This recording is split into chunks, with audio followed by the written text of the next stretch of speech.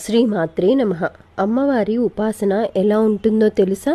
అసలు అమ్మవారి మీ కుటుంబంలో ఒక్కరైనా ఉపాసించారంటే అమ్మ మీ తరాలను, మీ వంశాన్ని మీరు ఉన్నా లేకపోయినా కంటికి రెప్పలా కాచుకొని ఉంటారు.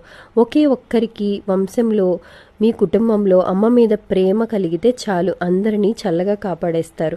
అసలు అమ్మ ఉపాసన అంటే అమ్మకి దగ్గరగా ఉండడం, నిరంతరం అమ్మ ధ్యాస, అమ్మ పూజ, అమ్మని ప్రేమించడం, అమ్మకి నచ్చిన పనులు చేయడం, అమ్మ మనకు ఉన్నారు అని మనస్ఫూర్తిగా నమ్మడం. అసలు ధర్మబద్ధమైన భక్తులకి కష్టం రావాలి అనుకుంది అంటే ముందే అమ్మవారి గడప దగ్గరకు కష్టం వచ్చి అమ్మని వేడుకొని అమ్మ భక్తుల దగ్గరకు వెళ్ళాలి అని, అమ్మ అనుమతి పొందాలి అంట.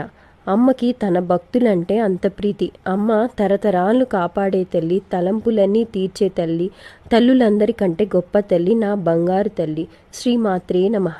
అమ్మ దయ ఉంటే అన్నీ ఉన్నట్లే.